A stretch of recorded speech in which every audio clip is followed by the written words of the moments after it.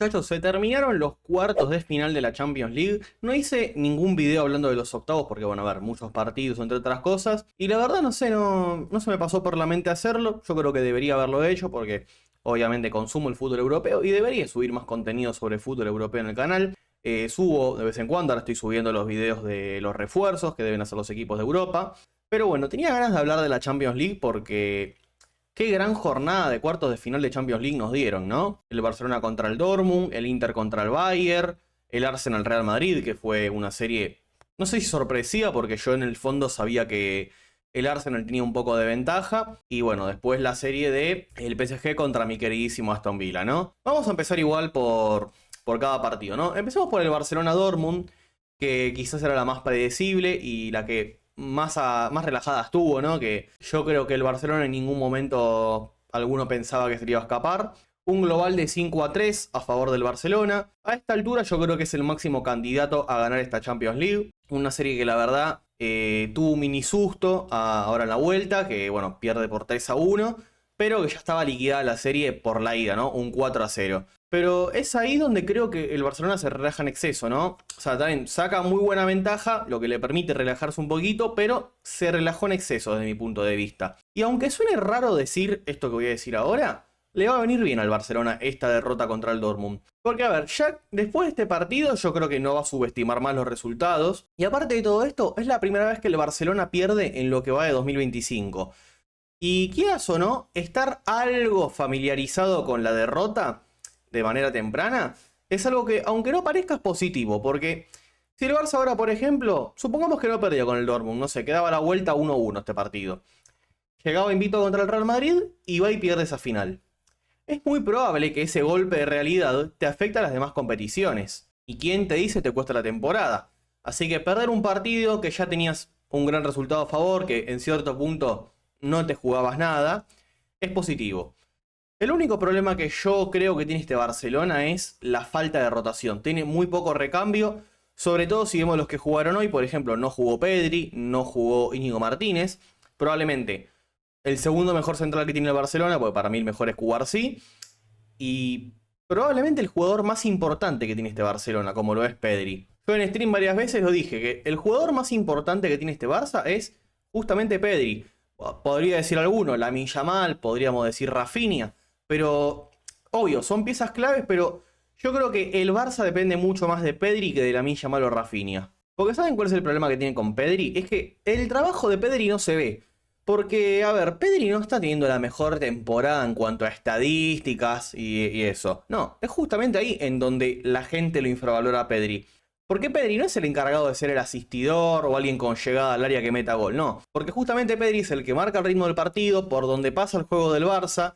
Y cuando no juega Pedri, eso se nota y muchísimo.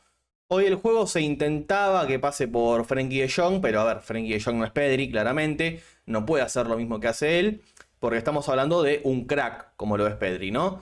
Que la verdad hay que aplaudirle a Flick porque el hecho de que haya exprimido la mejor versión de Pedri, que quizás alguno se imaginaba al inicio de la temporada, que la posición ideal para Pedri era, en este 4-2-3-1 que hace el Barça, es jugando atrás del 9, de enganche o de media punta.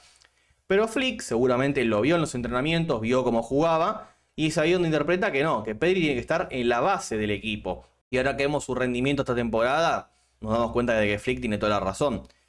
Más de uno de nosotros, a yo me incluyo, pensaba que Pedri era quien tenía que jugar en el enganche, y que el doble 5 a lo mejor esté conformado entre Gavi y Frenkie de Jong. Pero terminó siendo todo lo contrario. Gavi hoy en día rinde un poquito más de enganche y Pedri rinde en la base.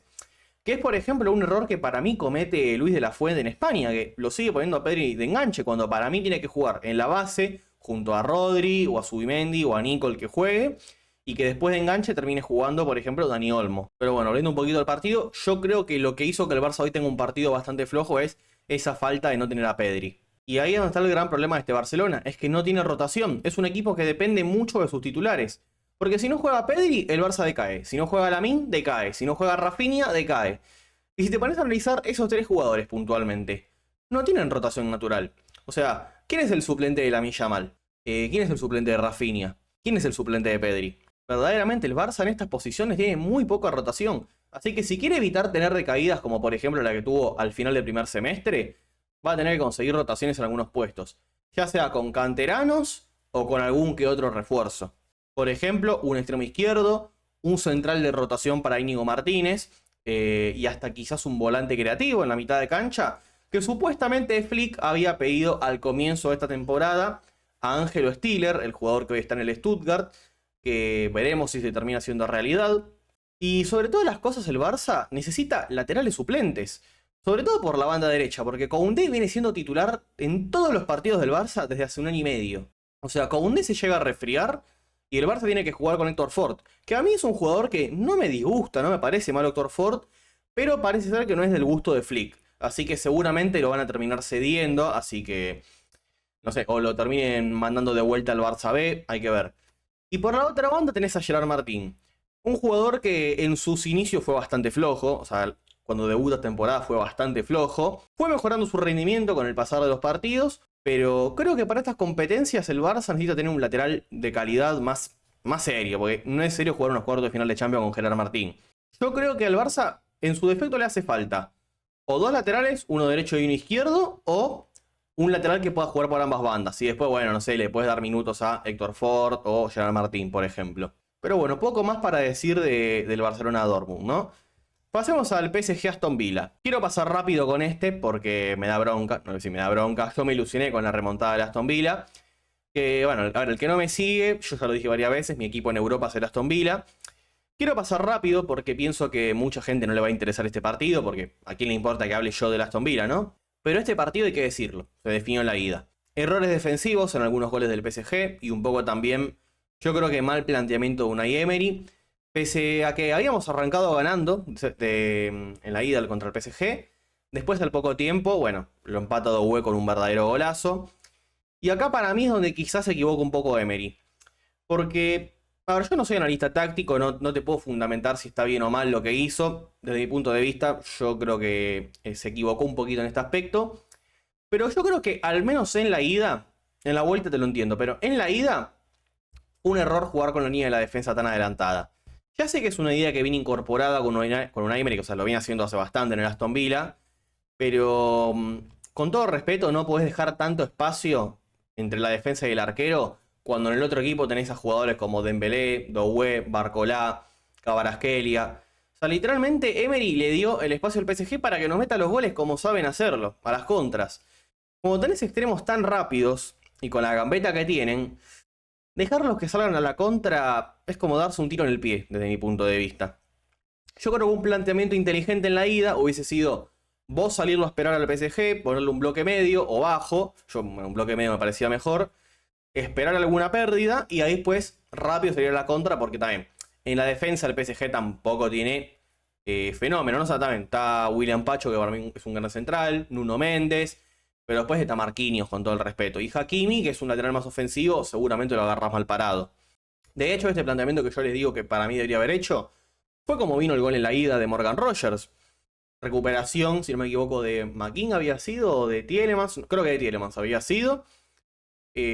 Posteriormente la contra, para que después Morgan Rogers, después un centro sí, creo que ahí fue de McKinn, Morgan Rogers meta el gol. Ahí ya está, metiste el gol. Yo creo que te convenía, no te digo encerrarte, pero cuidarte un poquito más, ¿no? Porque Unai Emery, yo creo que el error que comete es que salió a buscar el segundo contra el PSG. Y quizás haberte quedado 1-1, 2-1 abajo, te convenía un poquito más.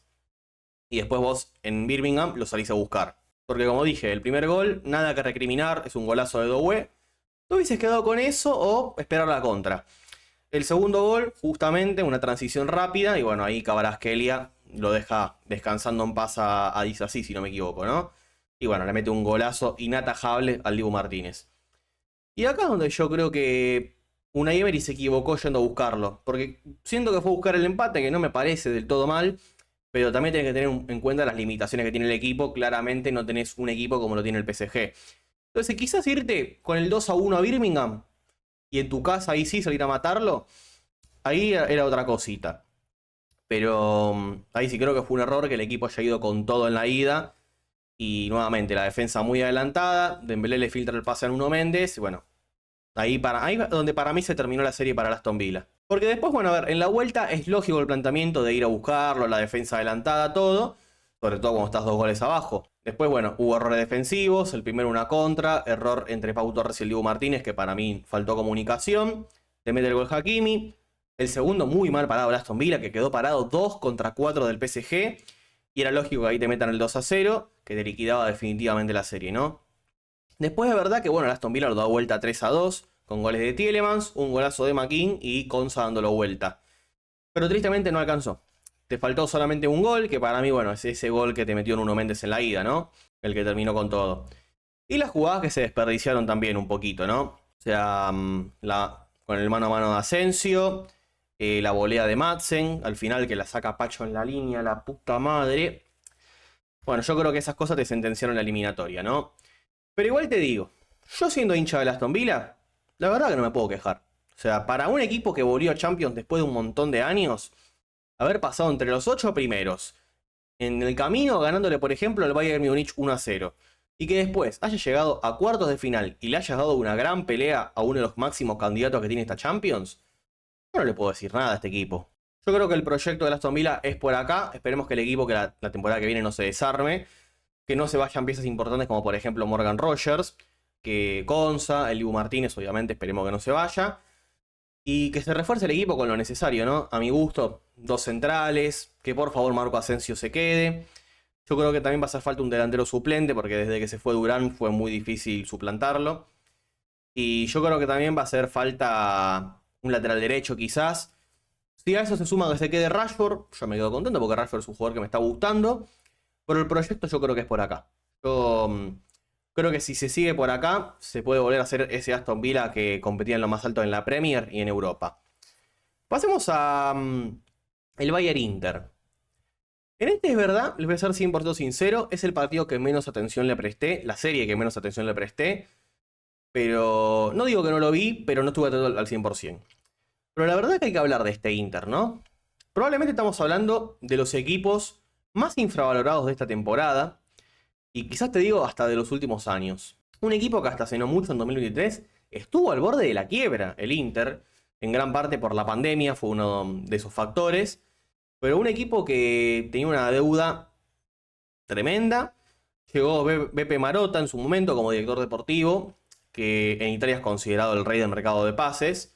Hicieron un gasto de como 500 millones en fichajes. Y bueno, ahí posteriormente le llega la pandemia, que fue lo que afectó mucho a la situación económica del equipo, ¿no? Y aún con estos problemas y todos, en 2022 llegaron a la final de la Champions, en la que si me preguntás a mí, yo creo que desde lo que se vio en el juego, yo creo que el Inter fue superior y se mereció llevar el título, por lo menos. Pero bueno, así es el fútbol, ¿no? Quizás si Lukaku no se convertía en el arquero del City, hoy el Inter tendría 4 Champions y no 3. Pero la próxima temporada, el Inter, Marotta, hizo un gran mercado de pases. Vendió por 127 millones y solamente gastó 73. Por eso le quedó un beneficio de 53 millones de dólares. En un mercado en el que, por ejemplo, se había ido André Onana al Manchester United. Una estafa total, hay que decirlo. Y llegaron jugadores como Pavard por 30 millones. Jan Sommer por 7. Acerbi por 4. Thuram, que llegó libre. Fratesi, que creo que había vuelto a un préstamo.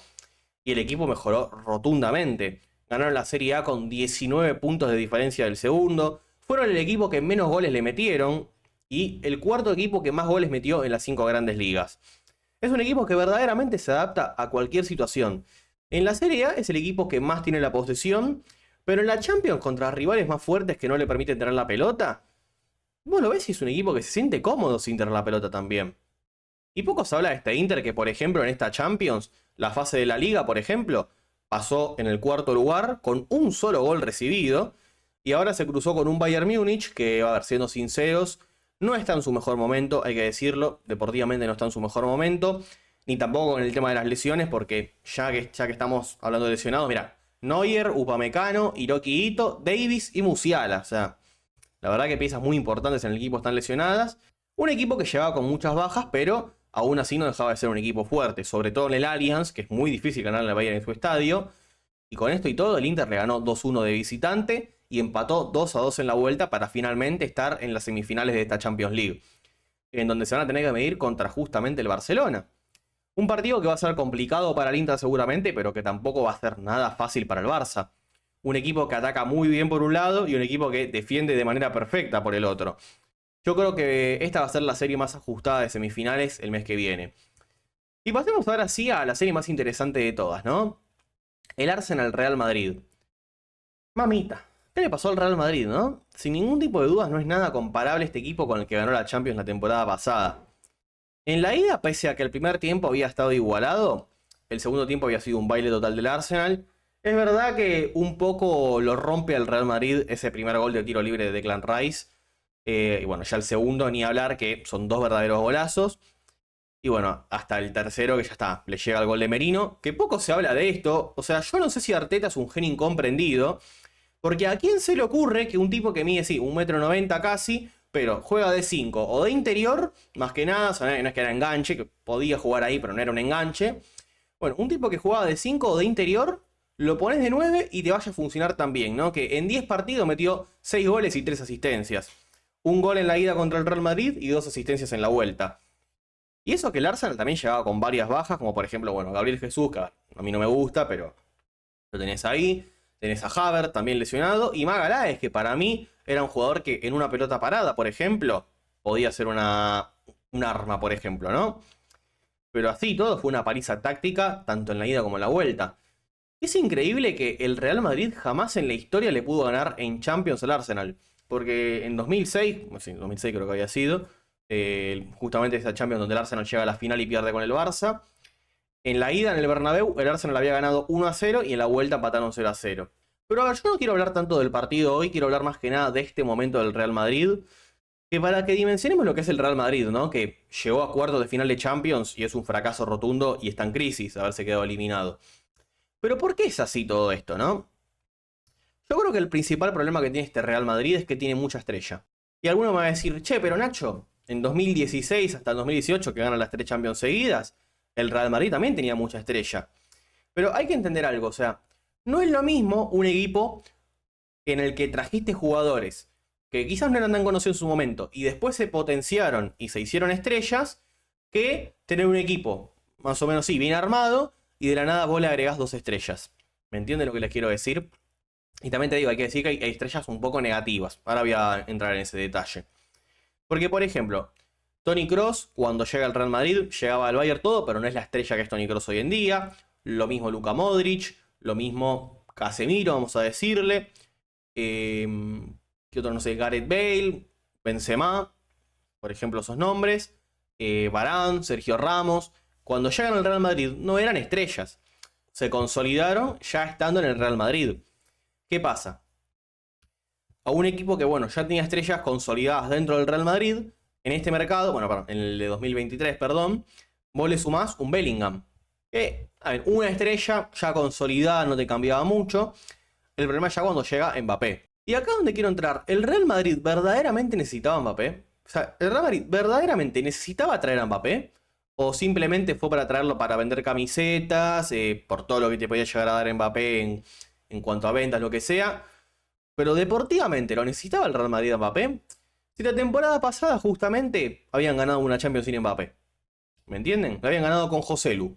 ¿Verdaderamente necesitaban a Mbappé? Porque aparte pensaba que era una posición que ya estaba cubierta. O sea, Vinicius es el extremo izquierdo del equipo. Está bien que Mbappé ahora juega de delantero, pero para mí no... O sea, a pesar de que se adaptó a esta posición, para mí no es un delantero de verdad. Y yo digo, el Real no debió haber puesto la plata por un delantero en vez de justamente por un extremo izquierdo reconvertido a delantero. Y aparte, el Real Madrid tenía otras posiciones para reforzar, porque yo entiendo que el Real Madrid le cuesta mucho poner la plata, pero de verdad, porque van a decir, no, pero Mbappé es poner la plata. A ver, Mbappé llega libre otro que quiera, pero va a decir, prima de 100 millones de fichaje, el sueldo que creo, no sé, creo que son 20 millones por temporada, algo así, ¿no? Entonces, a ver, gastaste plata ahí, pero después gastaste por Endrick, igual el gasto de Endrick ya era anterior, no era de ahora.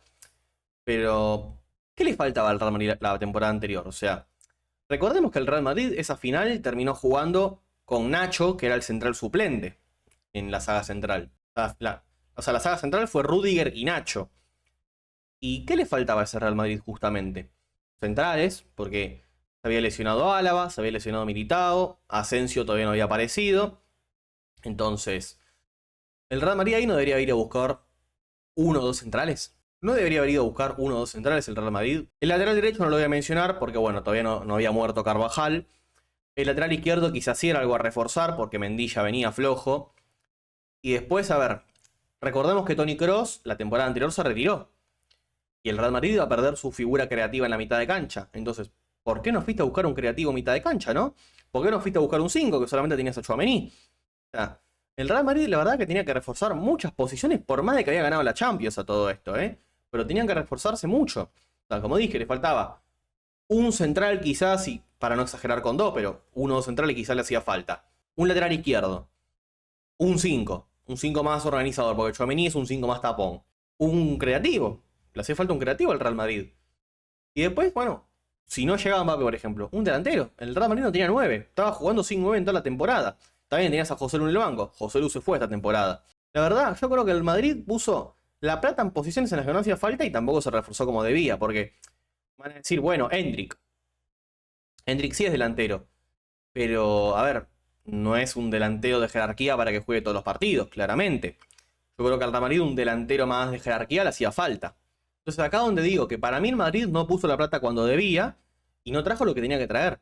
Y aparte, es algo que parece que no va a cambiar porque, por ejemplo, se hablaba de que, bueno, el Real Madrid quería buscar a Dean Huijsen, el jugador que actualmente está en el Bournemouth, y se habla de que el Real Madrid no está dispuesto a poner más de 30 millones. Pero después vos lo ves y pone 80 por Tchouaméni, 60 por Hendrik. Entonces es como decís, por jugadores que de verdad sabes que te van a servir, no querés poner la plata, pero por jugadores que quizás no lo necesitas o que decís en esto no tenés que pagar tanto, van y ponen 80 millones. Es verdaderamente muy extraño. O sea, es como que el Madrid pareciera que quiere todo gratis, ¿no? Y la verdad que es muy difícil que esto te pase, pero bueno. Así que yo creo que el Real Madrid, mira, si quiere a Huijsen, que vaya y ponga los 60 de la cláusula. Si quiere, no sé, a Zubimendi, que también se rumorea, que vaya y ponga los 60 de la cláusula de Zubimendi. El Real Madrid plata tiene. Y aparte ahora se está hablando de una posible venta de Vinicius Junior a Arabia por 300 millones de euros. O sea, el equipo que te puedes armar con eso es sinceramente increíble. Y acá también un temita con Vinicius, ¿no? O sea, yo creo que al Madrid también le faltó poner un límite con Vinicius. Porque yo entiendo la lucha esta del racismo y todo eso, pero Vinicius ya llega a un punto que hasta los propios compañeros ya te das cuenta que están cansados de él. Por ejemplo, en el partido ese contra el Atlético, no me acuerdo si fue esta temporada o la anterior, que habían empezado a tirar los encendedores, el tipo fue a donde estaban tirando los encendedores a ver si alguno le daba y ahí hacer 4000 capítulos para su serie de Netflix. Entonces, es como que el tipo se busca el problema a él. Y yo creo que ahí, no sé si Ancelotti, los jugadores o quien tenga que poner el límite, se lo tiene que poner de una vez porque va a terminar muy mal esto con Vinicius seguramente. Y si ya no le puedes poner un límite, y sácatelo de encima. Llega la oferta de Arabia, vendelo. No te va a quedar de otra, porque ya es un jugador muy problemático. Y aparte, sacando el tema de todo esto de lo extrafutbolístico, el tipo también lo sacás muy fácil del partido. Y un jugador así, para mí, tristemente no puede jugar en el Real Madrid. Un jugador que lo sacás tan fácil del partido, que le pones un lateral que más o menos lo marque bien, o le comes un poquito la cabeza y el tipo desaparece completamente.